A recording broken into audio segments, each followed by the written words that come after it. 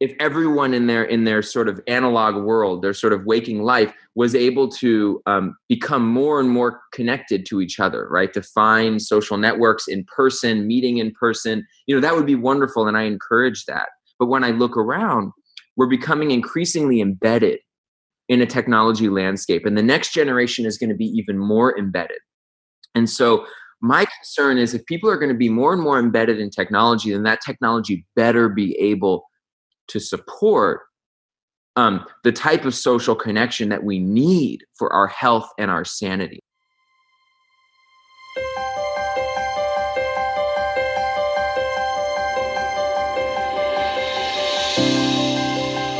Welcome to Digital Mindfulness. I'm your host, Lawrence Sampofo. Today we're here with Mikey Siegel.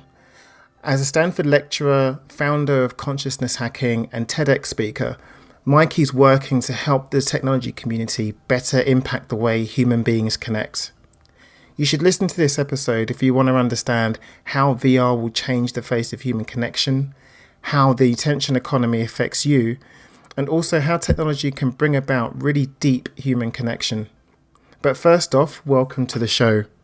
We bring together the best teachers and thought leaders to teach you how to be your best self in an age of digital distraction and information overload. If you're new to the show, then the best place to find out more about us is to visit digitalmindfulness.net/start, which has a collection of some required listening podcasts where we discuss everything from becoming more focused in a distracted world to habit building, overcoming digital distraction, cyberbullying, and much more. Okay, on with the show with Mikey Siegel. Hi, Mikey. Thank you so much for being a part of Digital Mindfulness. It's an absolute pleasure to have you on the show. So I'm really looking forward to talking more with you, and I think this is going to be a fascinating episode. So welcome. Thank you. It's a total pleasure to be here. I love what you're doing. So let's just start by having you tell the audience a little bit more about yourself and your projects and how it is you came to be working on this whole fascinating idea of digital and human flourishing. Yeah, totally. So the short story is my background is as an engineer. I studied computer engineering, and then I did my graduate work in robotics, kind of in this sort of sci-fi intersection place called social robotics, where you had these robots that actually could perceive and express emotion and really interact with people at a social level. And that was kind of the beginning of my journey of exploring the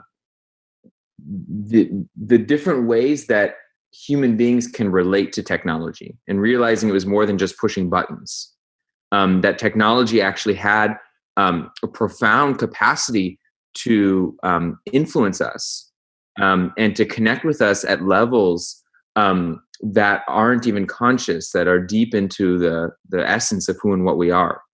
But after graduate school, largely driven from a kind of maybe a sort of an existential crisis of sorts, where I had kind of reached this paradox of kind of having everything that I thought would make me happy in life, and then realizing that I really felt like crap.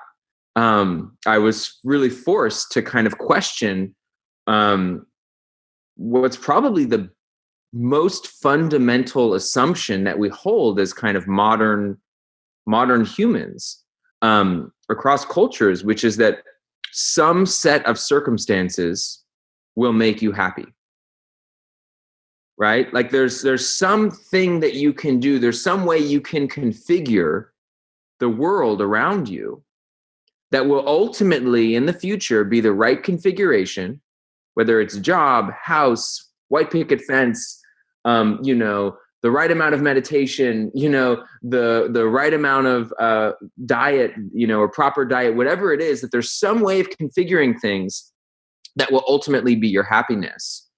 And I had kind of done that, and I'd run out of excuses. And I was like, something's missing here. There's something else in this equation. And so I turned towards meditation. And really what I was turning towards was myself. That's really what was happening. And as an engineer, I'd spent most of my life solving these problems and working with the outside world, with things outside of me. And I realized that I had literally missed half the equation.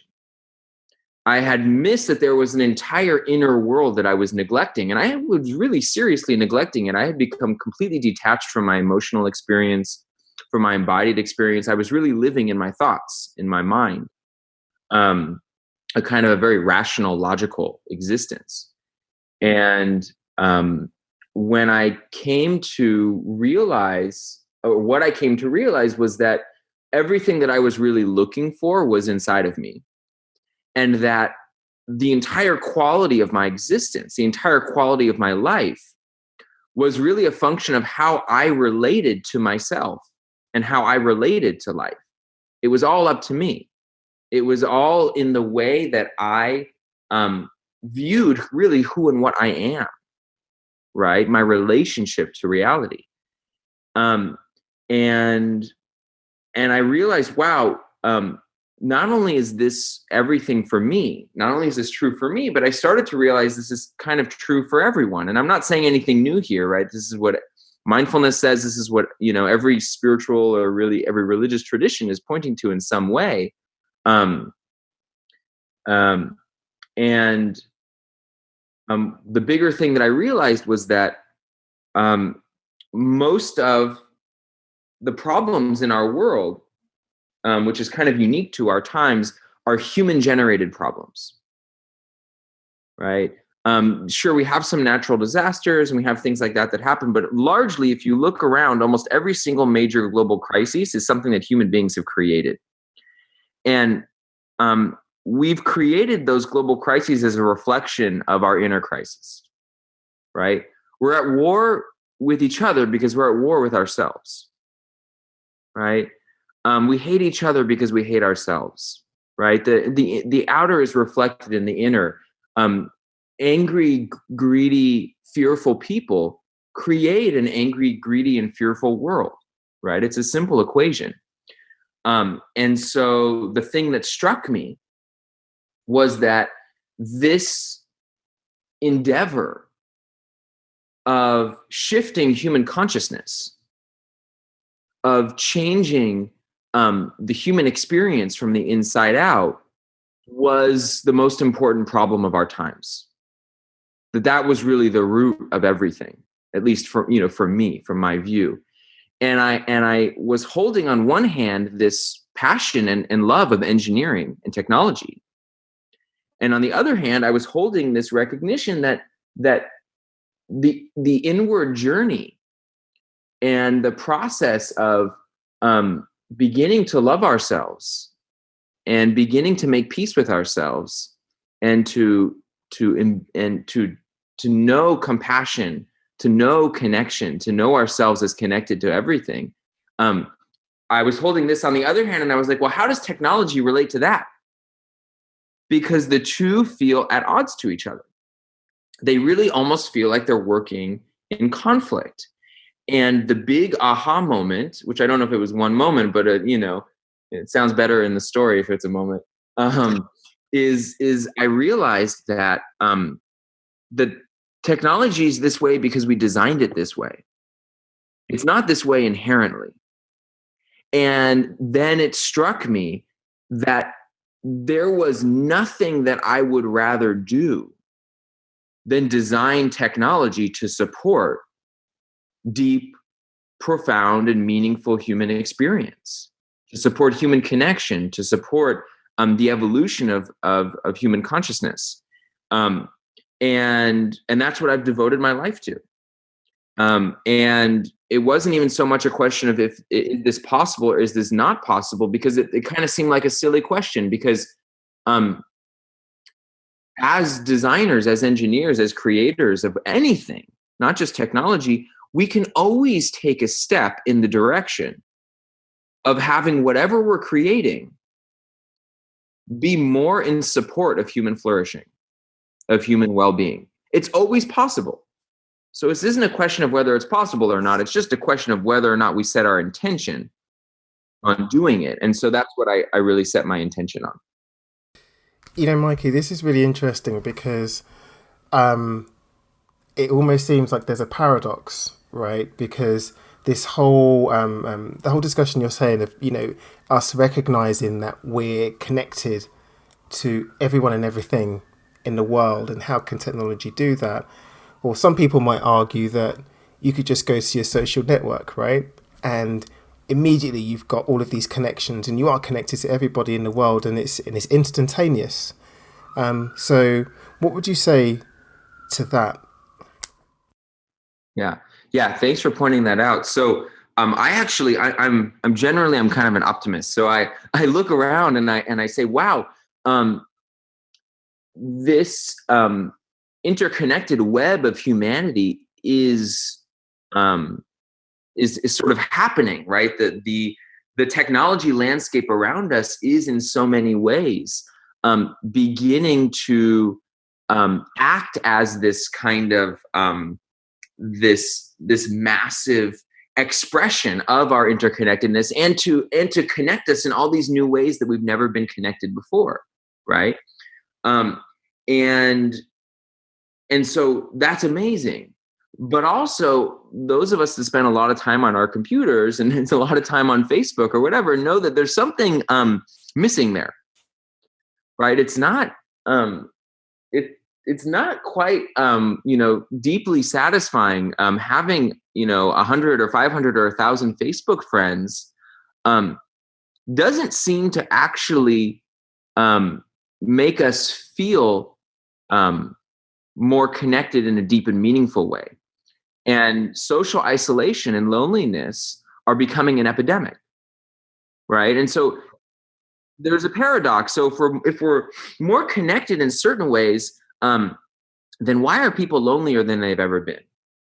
And one reason, from my view, is that it has to do not just with the quantity of connection, but the quality of connection, right? And it's not enough to just pass someone in the hall or have a quick chat at the water cooler, or to send a few images or likes or texts to someone, a Facebook friend online. There's a deep human need for connection at the emotional level, for connection at the level of the felt experience, to be able to be vulnerable, to be able to be seen and heard and felt, right? There are levels of connection that go much, much, much deeper than simply exchanging information, exchanging content, right?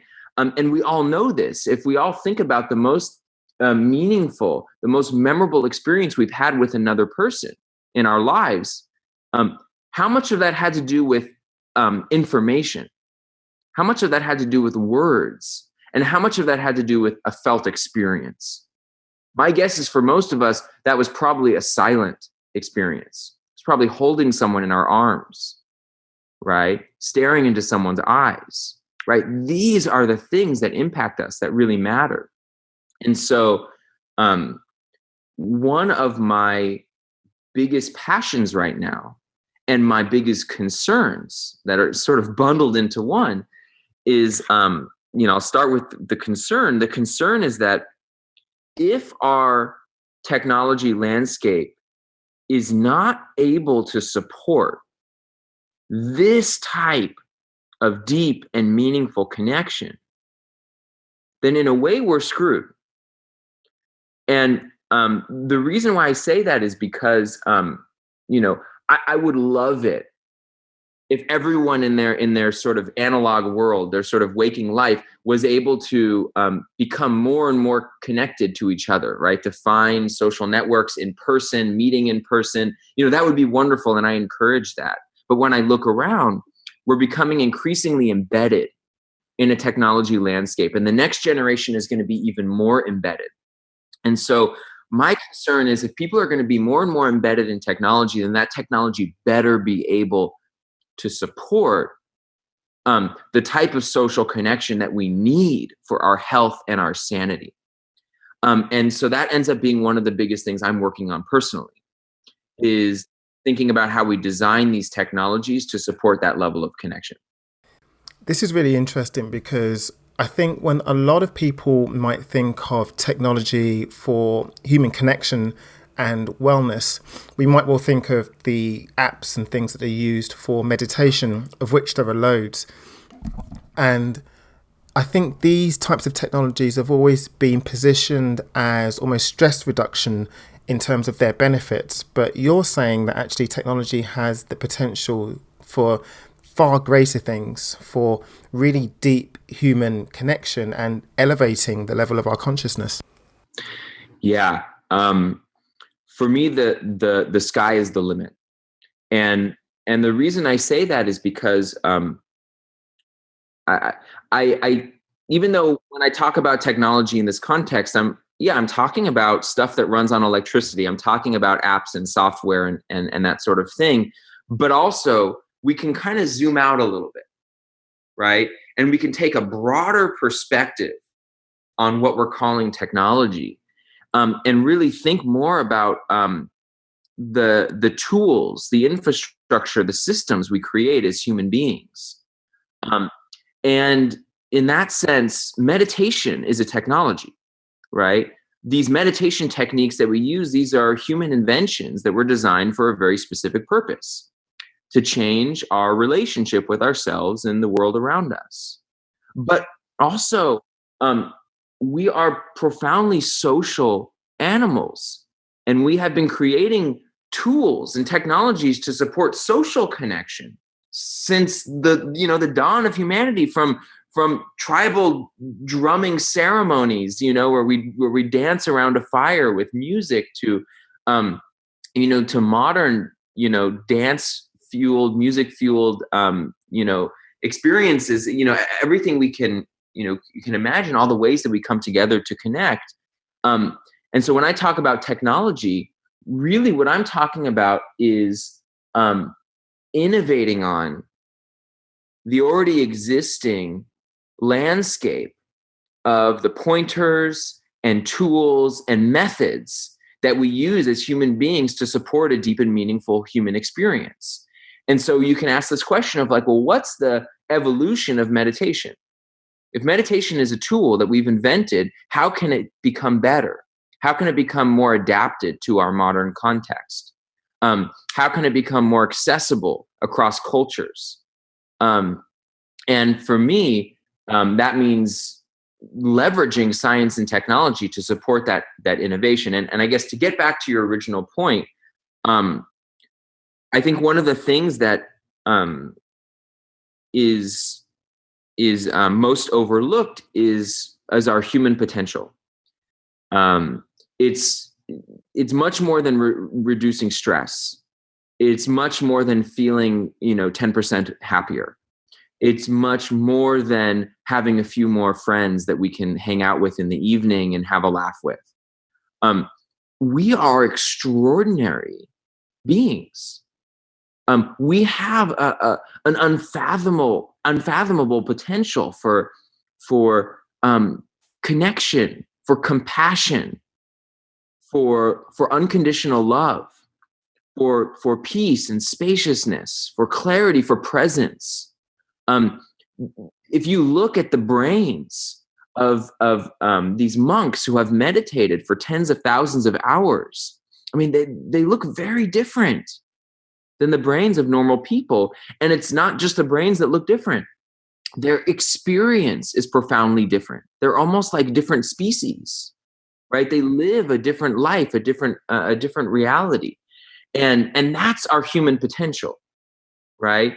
And I firmly believe that that not only can we create technologies to support that, but that's arguably the most important role that technology can play in here. So, Mikey, let's go back a little bit. What exactly is consciousness hacking? And also, how can consciousness be hacked? So, thank you. Yeah, it's definitely meant to be a sort of a provocative, provocative term. And and also the term hacking really, it kind of comes a lot from my I did my graduate work at MIT, and the term hacking there, really what it really means is to come up with new out of the box solutions to problems. Where the term hacking can often mean to kind of break into a computer or something like that. In this context, it really means it's about finding a new way, right? That may be totally different and totally unique. And consciousness hacking, what it is a global community, really willing to take an out of the box approach to exploring how do we as human beings connect with ourselves and connect with each other, right? And do so in a way that is not in service or married to one religion or spiritual tradition or guru or whatever, but there's a willingness there to look at anything and to look at how can science and how can technology be in support of that. And it's an innovation. It's really an innovation-based approach to spirituality itself. I call it spiritual innovation. And when I stand in front of one of these groups, we meet in the Bay Area. We have about 20 communities around the world, and to get a sense of the demographic, I'll ask the group to raise their hand with 3 questions. I'll say, okay, who in the room has a meditation practice? And over 95% of the room will raise their hand. Then I'll say, who in the room is involved in or interested in science and technology? Usually like 85 or 90% of the room will raise their hand. Then the third question is interesting. I'll say, who in the room has left or is planning to leave a very stable, conventional life structure or job in favor of something totally new and risky, but that is more in line with a deeper sense of purpose? And like 80% of the room will raise their hand. And I call it a community of practice and purpose. And I actually think that communities like this, not just around this topic, but on any given number of topics, are really important and needed in these times, especially as religion and other organized ways that we would come together based on values and based on a common sense of purpose. As those things are diminishing, we need community that unites us at that level, at the level of our hearts, at the level of a deeper sense of connection, and at the level of a sort of a larger purpose, something bigger than ourselves, whether that means it's a political purpose or an environmental purpose or whatever it is. And so consciousness hacking is an example of that kind of community. This is really fascinating because in modern culture, spiritual experiences that aren't easily able to be quantified are kind of derided, right? We live in a data-driven society where we require evidence and scientific rigor to explain our experiences.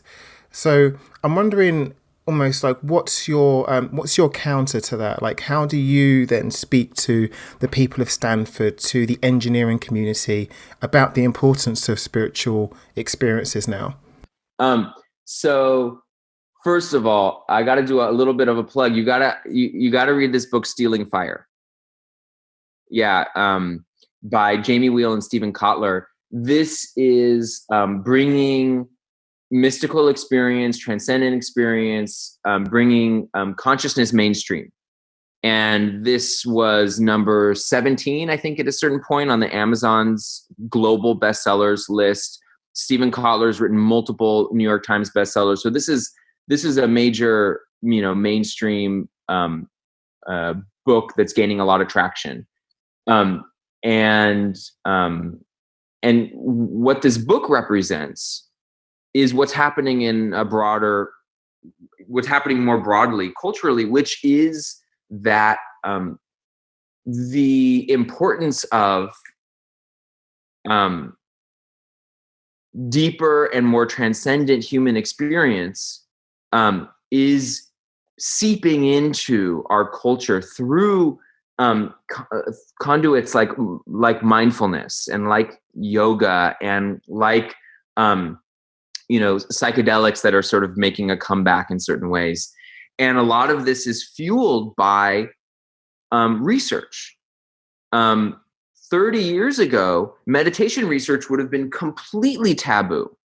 You would not have been allowed to do that in any mainstream university. And now, if you're a mainstream university and you don't have a meditation research lab, you're missing something. You're not the cool kid on the block, right?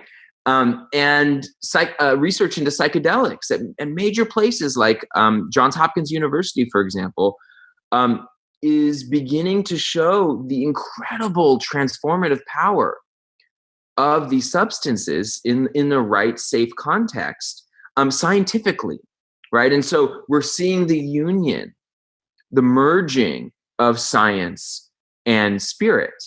And it's that union which will allow for mainstream cultural adoption. And I think one of the major channels for that will ultimately be technology. So, Mikey, what examples then do you have of technology being able to mediate those states of consciousness that you're talking about, those states of consciousness that psychedelics and really deep meditation can bring forth? What examples do you have of technology being able to do that for us? Cool. Thank you. Yeah, I always forget about examples, but everyone's like, what is he talking about? So first thing I want to say is when I'm imagining it in my mind, what I'm really talking about is nothing that we've ever seen. And I want to make that clear, that we have barely scratched the tip of the iceberg, right? So what I'm talking about is really something beyond our current imagination. That said, I'm going to give you the most straightforward example of like how this is being done in academia, for example. So there's a researcher named Judson Brewer, who's at UMass, University of Massachusetts right now. He was at Yale before that, but they offered him an entire lab to run. So it was a pretty good deal. And what he does first is he takes really advanced meditators and he studies their brains. And he explores what happens to their brain when they go into these very specific deep states of meditation. And he, after studying that for quite a while, was able to create a sort of a model that simplifies things a little and chooses some specific parts of the brain that he thinks are the most important. Okay, so that's science. That's interesting. There's other people doing that. But what he does next is very different. And there's a few other folks doing it. And this is where the big leap comes in. He takes novice meditators, right? And he wires them up with really sophisticated technology that can essentially scan the inside of their brain in real time, right? And this technology is essentially monitoring the parts of their brain that the very advanced meditators were able to change, right? And now what happens is, as these novice meditators are sitting there, they're able to look at a screen or hear certain sounds that essentially give them real-time reflection or feedback into how their brain relates to the brain of the advanced meditator. It's like having an expert meditation teacher literally watching your brain.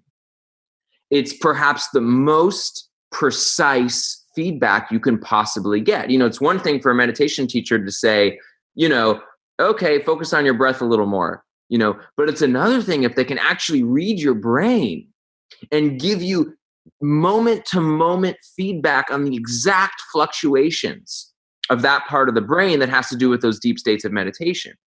And in doing that, he's actually able to train these novice meditators how to get into these deep states of meditation, right? Now, that's one example. Now, there's hundreds of projects going on that are doing this in different ways. I just used a really interesting virtual reality experience. Actually, there's a number of these virtual reality experiences. I think VR will be one of the most powerful platforms for this area, because it's so influential and it can so deeply influence and hold human attention, which is what meditation is all about, is holding and shaping human attention. And so you have a project called Sound Self, for example, which is like digital shamanism, where you are staring into this incredible changing vortex of swirling light and patterns, and then you tone into it like that, and the whole thing sings and harmonizes back with you. And as it's harmonizing back with you, the entire vortex of light shifts and changes with your tone and the tone of the system. And it's really creating whole new types of experiences that we never really imagined before. And then on the other side, you have, some really interesting, more mainstream technologies like the Muse headband, which is a device that goes behind your ears and across your forehead. And it, just like what's happening in Judson Brewer's lab, except this is a consumer version, it monitors your brain. You connect it to an app, you put on your headphones, and you listen. And what you're hearing are the sounds of ocean waves and wind blowing. And those ocean waves and that blowing wind is a reflection of your mental activity. And as your mind quiets, the landscape quiets. And so if you're just learning to meditate and you're like, what the heck do I do? This gives you important feedback to guide you along your path. But one of the most important things about it is that it builds a cultural bridge as well. So my parents, who would never meditate, I bought them one of these muses, and they'll send me these pictures of themselves. They're like, hey, we're musing, and they don't even call it meditation. And so the technology also is unique and valuable because it's probably the most universally, culturally accessible human phenomena that exists, right? Language, food, music, religion, all of these things are tightly culturally bound in one country or one culture or another. But over 90% of the world has access to a cell phone. Over 90%, right? And so there's something universal culturally about technology. And so if we can get away from the religious and cultural trappings that this stuff has been in historically, and we can accomplish the same thing even more effectively using technology, well, then all of a sudden we can reach everyone on the planet. You're absolutely right. And even if, the impact, the positive impact that you can have on that many people is even 1%, then that kind of change would be extraordinary. Huge. And I believe in the innovative capacity of human beings. Our spirit, our ingenuity is so remarkable. I mean, we can land people on the moon, like it's unbelievable. And so I just imagine, like, what if we put that the same amount of effort and energy and money and ingenuity we put towards curing cancer? What if we put even a fraction of that towards supporting compassion and presence and love in the world? Yep, absolutely agree with you, Mikey. I wonder though if we can bring it back now into the present, and I'm really interested to know what you think about the way that we live our lives right now, our digitized lives. To what extent do you think that our digitized lives now contribute to overall human flourishing and well-being? Do you think it actually supports that? I have a little saying. It's that we build what we are, and we are what we build. And we collectively exist our existence is kind of dominated by thought, by mind wandering. We're addicted to our thoughts, really, and research shows this. A Harvard study looking at thousands of people found that over 50% of the time we're lost in our thoughts, regardless of what we're doing. Sorry, can I say that? Can you just say that again? We're addicted to our thoughts, even when they're negative. Oh, particularly our particularly our negative thoughts, and I think that anyone can, if you just take a moment to stop and notice what's happening. I think we can all recognize this. I'm sure many of us have had the experience of trying to fall asleep, and the mind just keeps going and going. We're analyzing what happened, what we said in that conversation, and why, how could we have said that? And we're so stupid, or how did we do that wrong? That voice in your head, we're so used to it, we're so accustomed to it that we just assume that that's normal, that that's us, right? But what we don't realize is that voice is not actually what we are. That voice is just an aspect of ourselves that is arising, and we fuel it and we believe it, and we suffer because of it. It hurts to hate ourselves and to criticize ourselves constantly. It's painful, but we do it. And that constant, that state of being in this kind of constant mind wander that we largely exist in as a humanity right now, we've built that. We've literally created a technology landscape that reflects it. I mean, Facebook and Twitter and other social platforms, they're like an outsourced mind wander, right? They are the externalization of what's happening inside of our heads. What you think about that meal you just ate, how cute your cat is, what you think about Donald Trump, like whatever the thing is that's going on in your mind, we've now externalized it into this kind of collective sort of brain dump around us.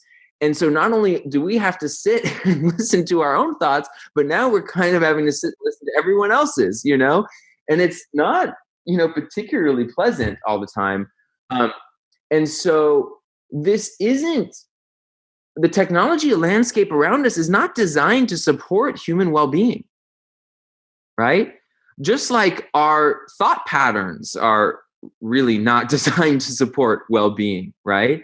And so it's understandable that people feel stressed out.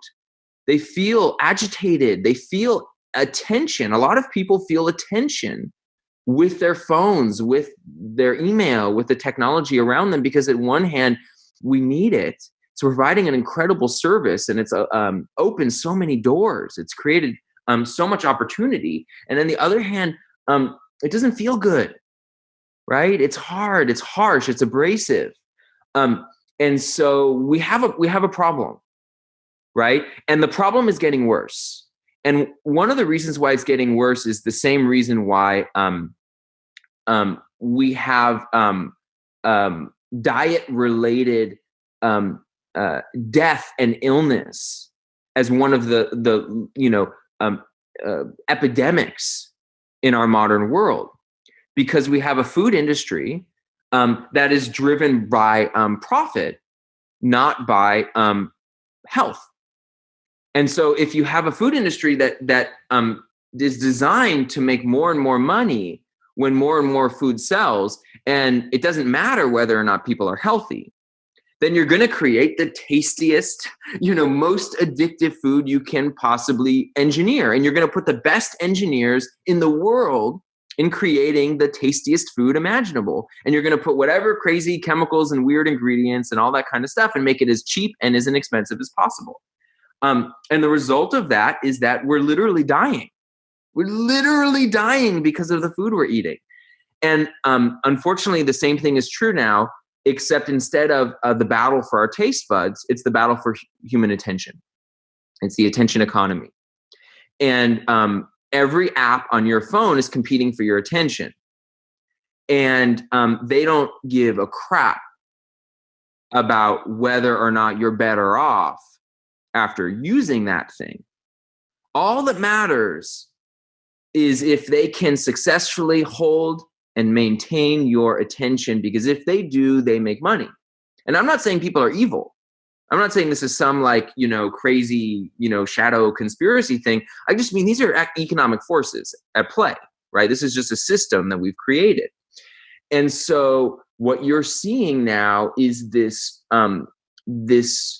competition where now the best engineers in the world are designing the most addictive, the most engaging experiences imaginable. And what we're going to have are these things where, and VR is going to make it 1,000 times more salient, where we're going to have these experiences that we can barely remove ourselves from, that are literally engineered so well that we can't even take the thing off our heads. But the result of it will not be any benefit to us, because it will not be designed to benefit us. It will just be designed to make more money for the designers of those products. Agreed.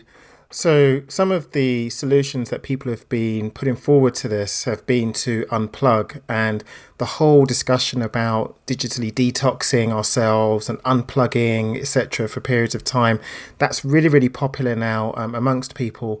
And I'm wondering, Mikey, do you actually agree with this? Or again, are you still thinking that people can use the technology they have now to to kind of reclaim their attention back and enhance their well-being? So there are folks that are doing that, me included. And I will say there's two approaches, and there's totally valid. Like, I unplug, I go in the forest. I mean, super important and needed. So there's the unplug approach.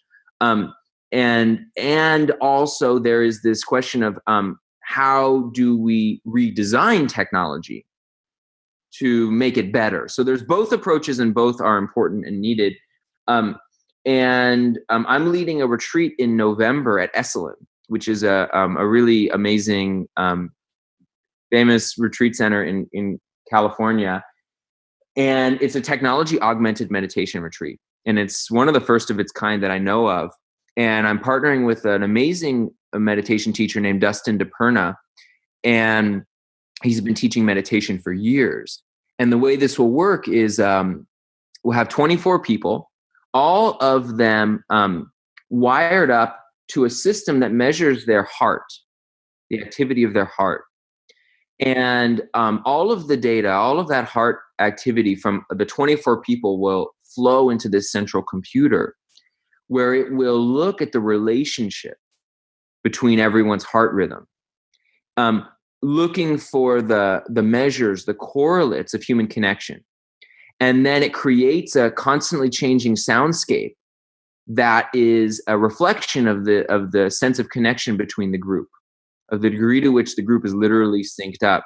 And so the group will be led in meditation by a person. So it's not just technology, but then the technology will be there sort of in collaboration with the person, collaboration with the meditation to support and to enhance the experience.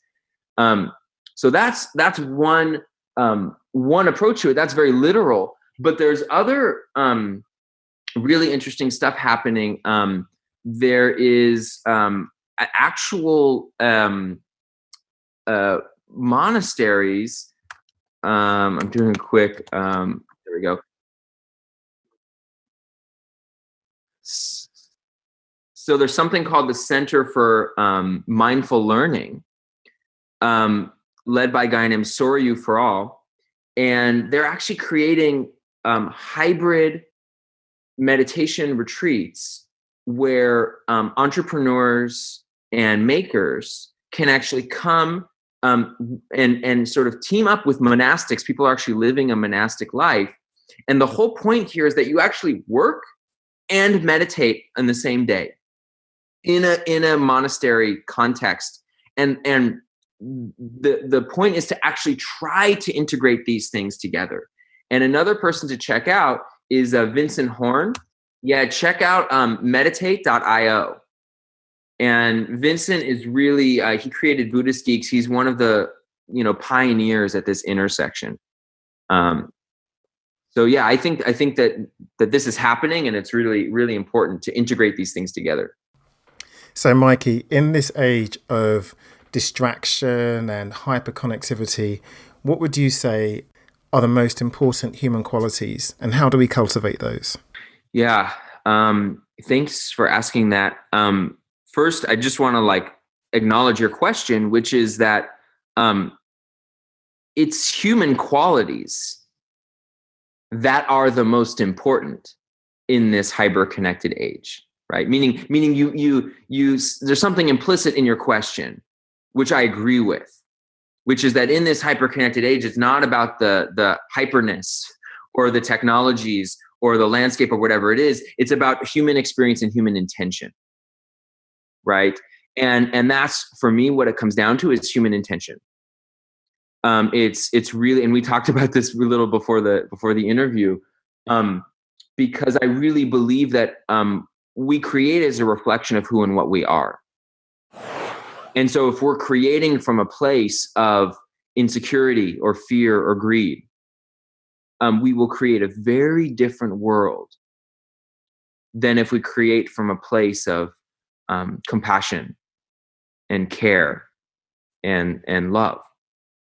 And so for me, the most important quality is, for anyone, is a sense of commitment and responsibility to one's own experience,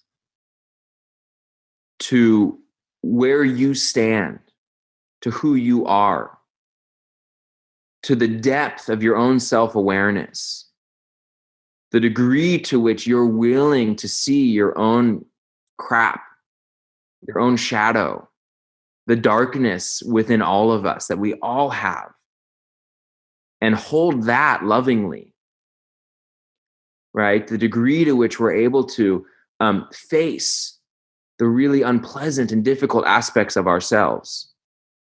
Because the more that we do that, the more that will be reflected in everything else we do in the world. And that's ultimately, that's our responsibility, I believe, as human beings. What do you think then, Mikey? What would you recommend to people right now listening? What steps do you think people can take right now to shift the quality of their digitized experiences towards that flourishing, towards embracing that shadow side, as you said?